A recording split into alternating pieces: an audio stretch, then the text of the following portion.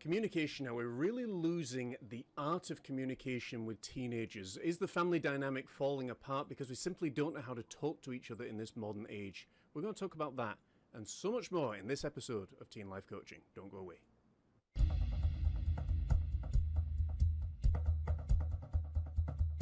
When you're feeling all alone, only you to hold your own. No one there to help you, only there to hold you down. So stop, don't beat up yourself, 'cause it's everyone else. So don't look down, look up around, 'cause you are better. I can see it when the fire gets started. It takes a lot of tears to wash away. When they come and make you feel downhearted, don't hide away. And now it's feeling like the longest day. It's getting harder to find the will to stay. You gotta find the strength inside of you, so don't hide away. I can see that when the fire gets started, it takes a lot of tears to watch. Okay, folks, we are here and welcome back to Teen Life Coaching Show. Hoping you're doing great wherever you're watching this from. Today we're talking about communication, which is one of the most important subjects really that we can talk about because it's one of the ones that parents seem to struggle with the most, how to talk to their child. Ultimately, the triggers that are going to tip their child off and all this modern language at sea. Of course, I couldn't do it without my long-term friend and business partner, Loree Bischoff.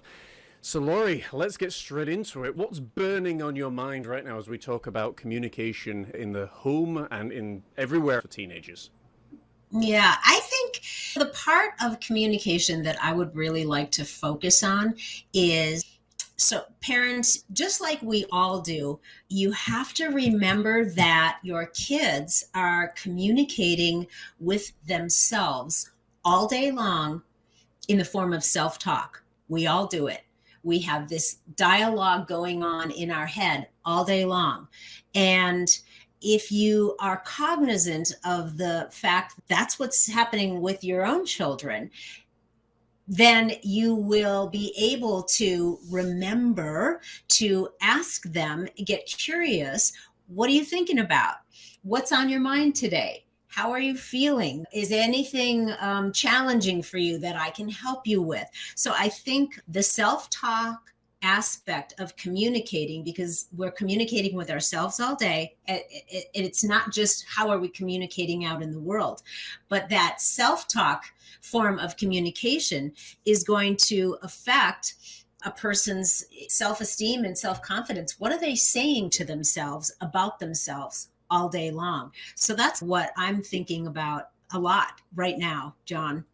And I think it's such an important topic because, as you rightly said, we talk to ourselves all day long one way or another, and we're also influenced by all these other things. We've talked about it before with social media and the brainwashing that's there. When you look at someone that's a size 0 and you're thinking, I'm not as beautiful as they are because they're a size 0, but it's an unrealistic expectation. It's not a healthy expectation. And there's a lot of things that are on social media that then filter into your brain that are really negative things to obviously to be processing, to be thinking and going through yourself.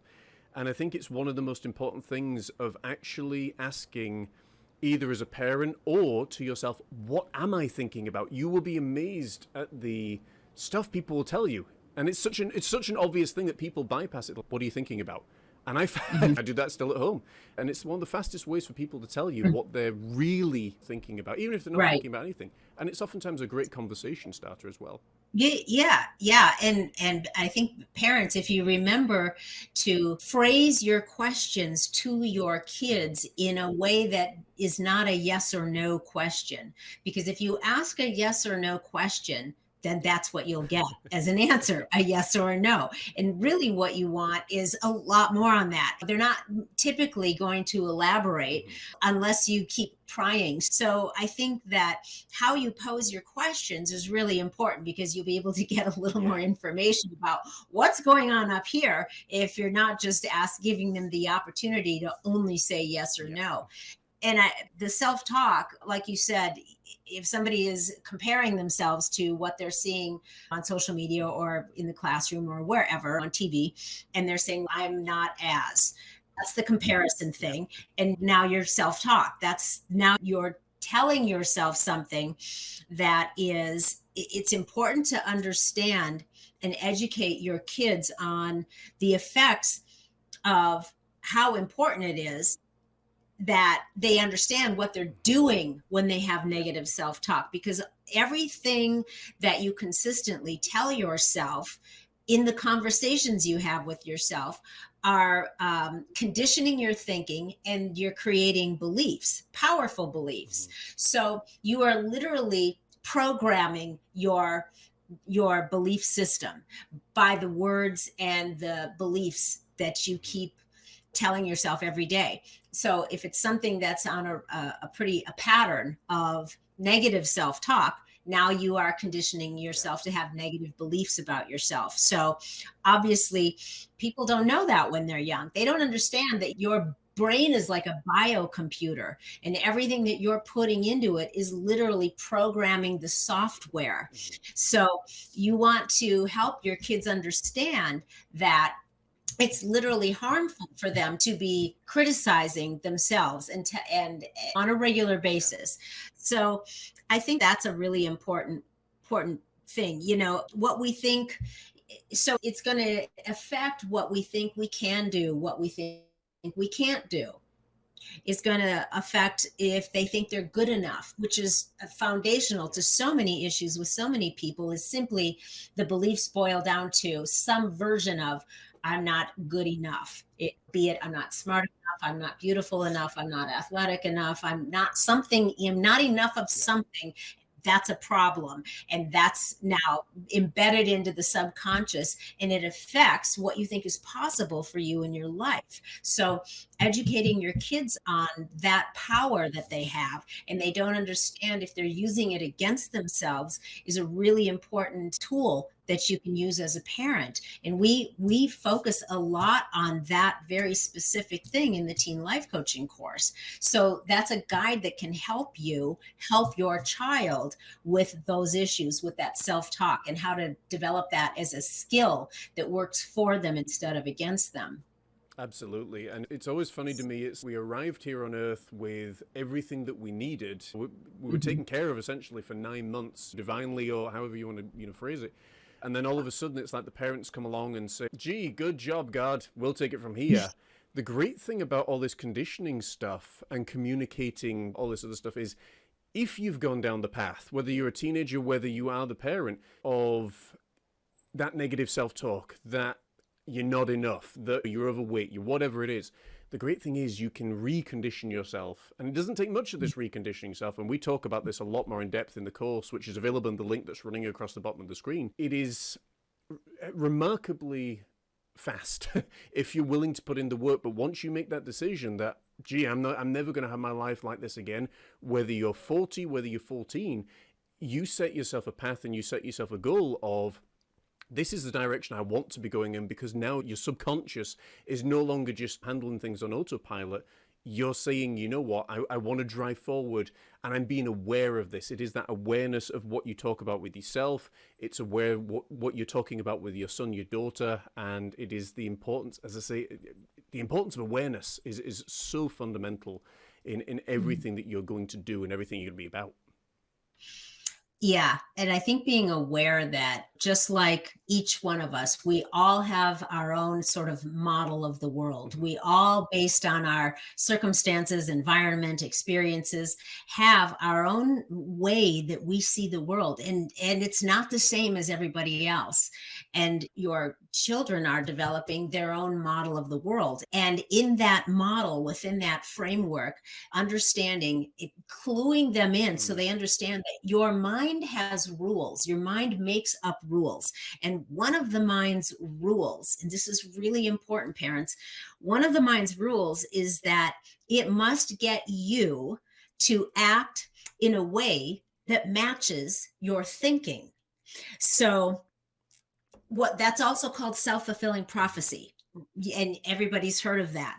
Understanding that your consistent I am statements, whatever you fill in with I am, and consistently and with a lot of emotion, whether it's I am sick and tired of, or I'm exhausted, or I am not as good as, or I will never be, those types of statements that we all catch ourselves saying, criticizing ourselves with, are forming a blueprint that your mind and your body then start to work to make a reality. Understanding that very foundational concept and being able to convey that to your teenager will go a long way in helping them, and keep reminding them, you should keep reminding them of the power of that, because then that's how your experience in life unfolds. So I think that's really a key thing. Yeah. Absolutely. Our entire lives are made up of the decisions that we've made, but also the stories we tell ourselves. When you tell yourself you're not good enough, your life, as Loree said, is going to reflect that. Your brain essentially it comes into this world as a fertile plot of land, and what you put into it as you're growing, as you're developing, a lot of it's going to be imprinted by your parents. But then as you get older and older, you start making the decisions for yourselves. And you look around and you say, maybe I could have done this better, but you know that now, and you can make those changes and develop it. At the end of the day, we do reap what we sow more than what we sow, later than what we sow. So it's always very important to be aware of what you're watching, who you're listening to, who is influencing you, because that's why they call them TV programs, radio programs, because it is programming you in one way or another. The great thing about it as well is not only with being aware of that, but also one of the notes that I jotted down was that you should be able to communicate with your son, your daughter, your grandson, your granddaughter in a way that doesn't feel like you're compromising your values, your moral values, your ethical values. Even if they don't get it at that point, for them, it's a great way to build up a relationship where they say, this is important to me. I want to be part of your life. I'm communicating that by my actions. And then before you know it, they start to take an interest. And that's when you're able to pass on the wisdom, because you've communicated, you've learned how to communicate, as opposed to shouting and bawling and screaming, which is what a lot of parents and children seem to do at this point in time. Yeah, so I think that's, as far as communication within the family, a few things to think about is, how are you, to your point, John, how are you communicating with your kids? Because they're going to learn their communication style from you. So how are you communicating? Are you communicating? Is it positive? Is it always something negative? So that's something to be aware of. And another point would be, are you curious enough, often enough, about what they're thinking and how they're feeling? So how frequently are you checking in with them to ask, what's up for you today? What's going great? Tell me about what's going great. Tell me about what's not going so great. Tell me about what you're challenged with. What's going on with your friends? Be curious and ask them. And I've got a couple other points, but I think that it's one thing to sit and talk about how important communication is, but we need to say, all right, here's some things that you can do.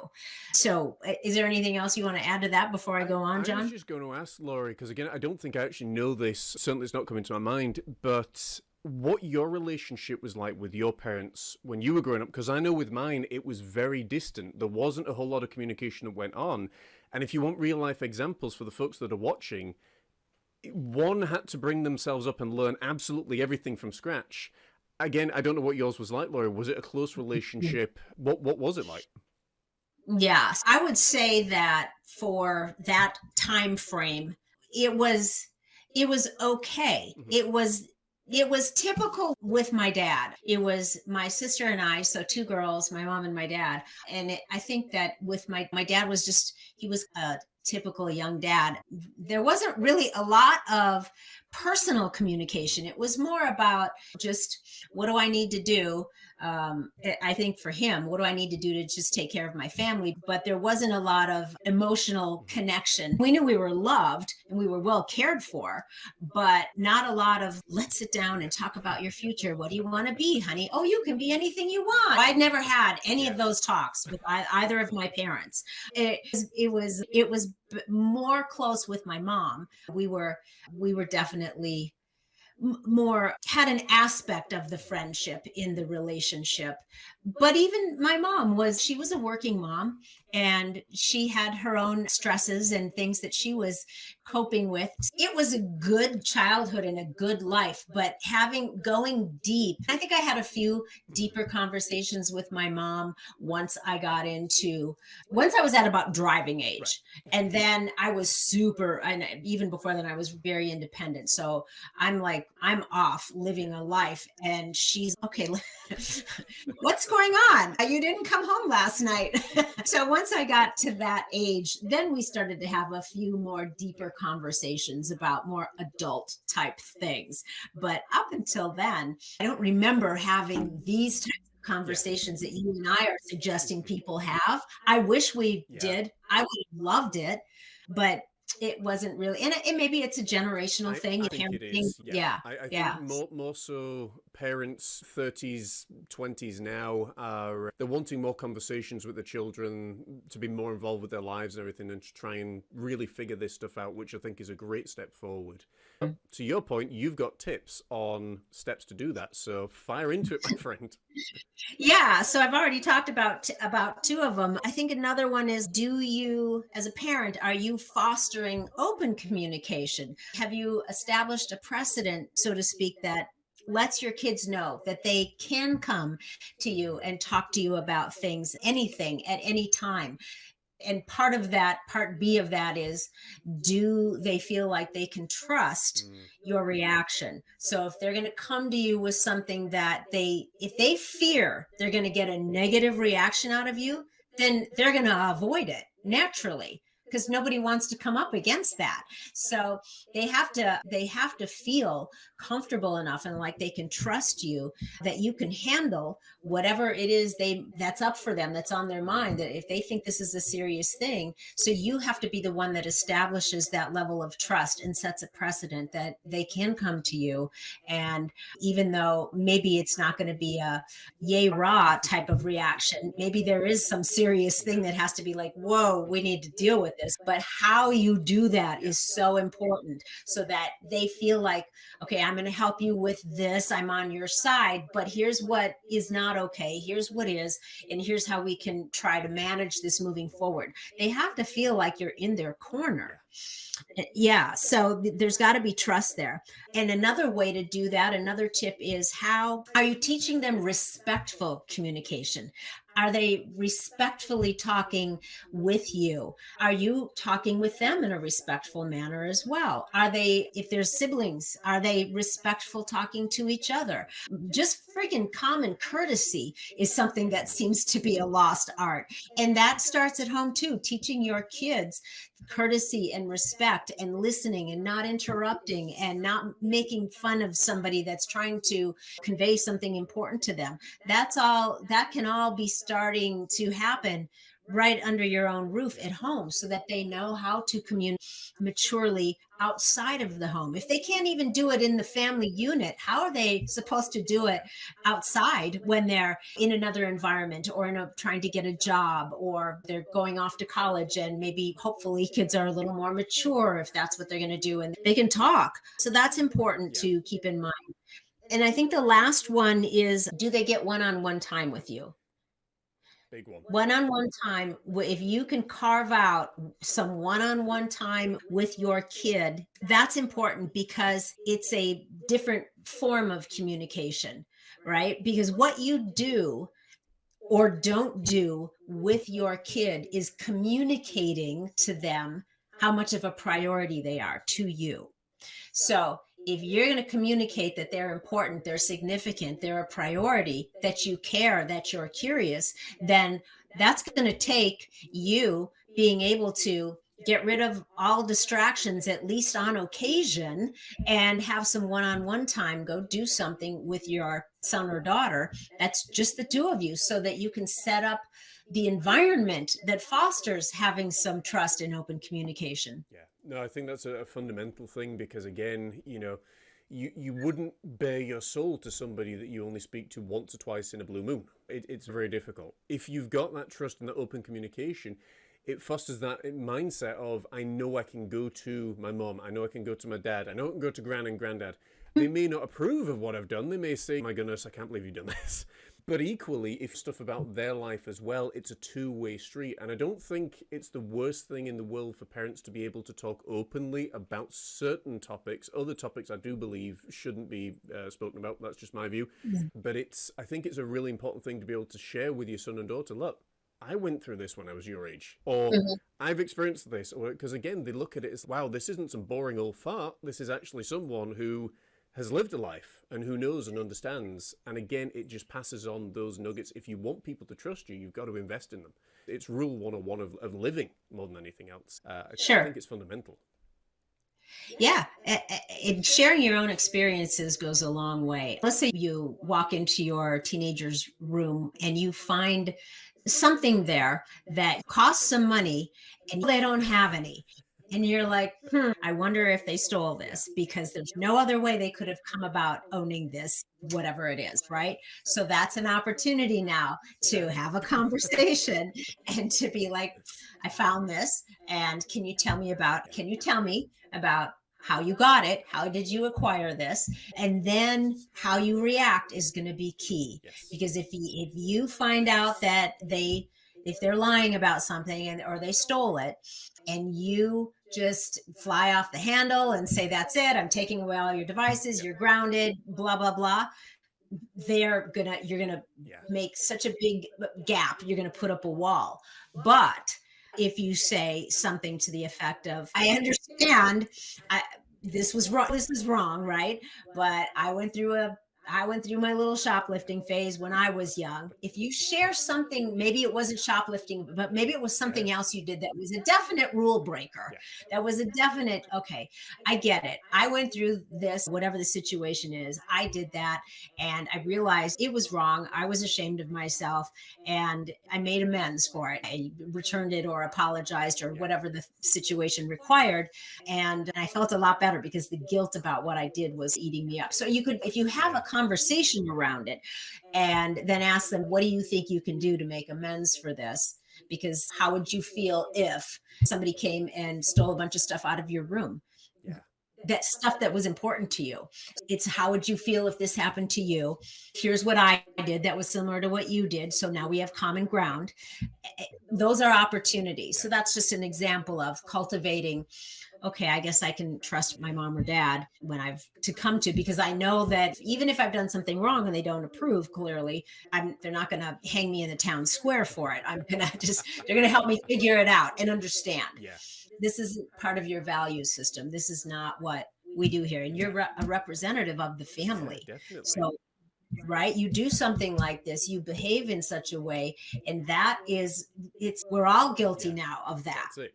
And you don't think you are. The amount of time that parents will suddenly stop talking to one another and families will suddenly drift apart because of something that happened.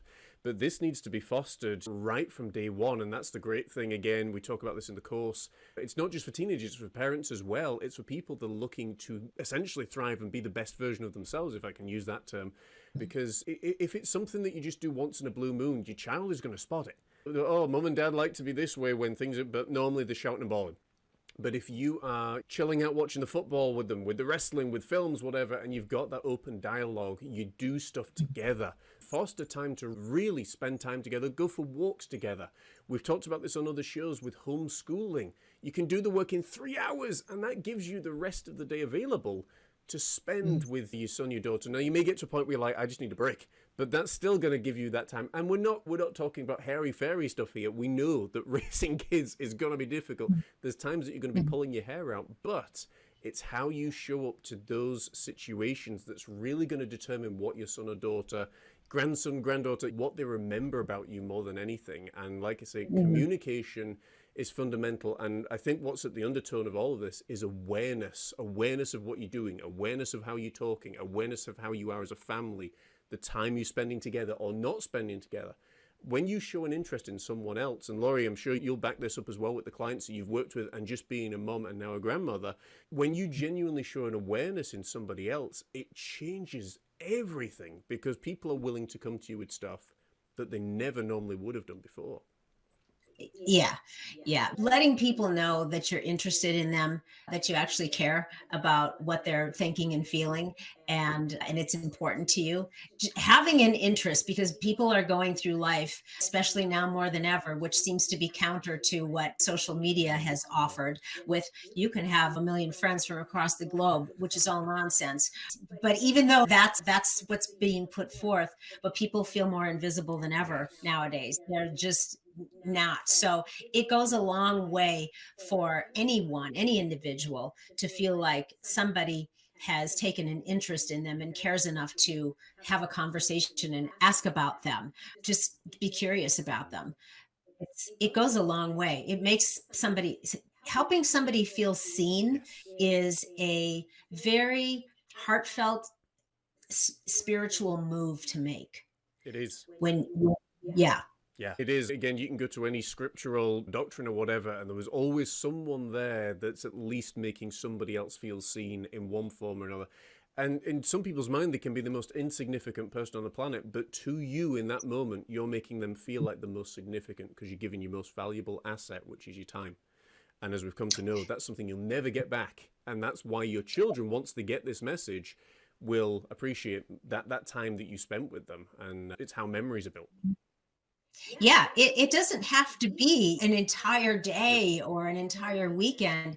It's the quality of and the consistency that is so important. Yes. So letting them know that you are seeing them, you are aware, saying little things to them that, wow, I'm so grateful that you cleaned up the Yeah. dishes, or I'm really happy that you picked up your clothes and put them in the laundry room, or whatever. If they're doing Yeah. anything that is contributing, to reward them, Yeah. acknowledge it. Yeah. People like to be acknowledged for things that they Well, do. you And, can only build you upon know, success, really, in a productive way. So you're either building yeah, upon success or you're building on negativity. Which do you want to have? And sometimes, yeah, and I know I've really had to train myself to do this as well, because sometimes you just go about your natural day and it's, oh, the dishes are done magically, or the laundry is done magically. So my wife and I, we make sure to have that point of thank you for doing the dishes, thank you for making the dinner, thank you for this, thank you for that. And mhm. it really makes a big difference, not just husband, wife, boyfriend, girlfriend, but when your kids see that as well, it's fostered Right. that's there. As we're coming towards the close of this episode, Loree, is there anything that's still lingering that you think I got to cover that? No, I think just a final word would be pay attention, Yeah. because it's easy to fall asleep at the wheel when things seem to be okay and nothing tragic is going on and there are no big fires to put out. It's easy to fall asleep at the wheel, and before you know it, you didn't realize that you've missed some tips and some red flags along the way, and now you have to try to fix things or undo things or whatever. So I think just pay attention and be really curious, make it a priority to foster a relationship, a closer relationship with your kid. And I think that's a fantastic note to end on. I don't have anything else. So, folks, want to thank you for watching. Don't forget to like, share, and subscribe. Do all that great stuff because it could help somebody in their hour of darkness. And let's face it, we need a little bit more support for all of us. So, thank you so much for watching. We'll see you in the next episode. Take care, and we'll see you soon.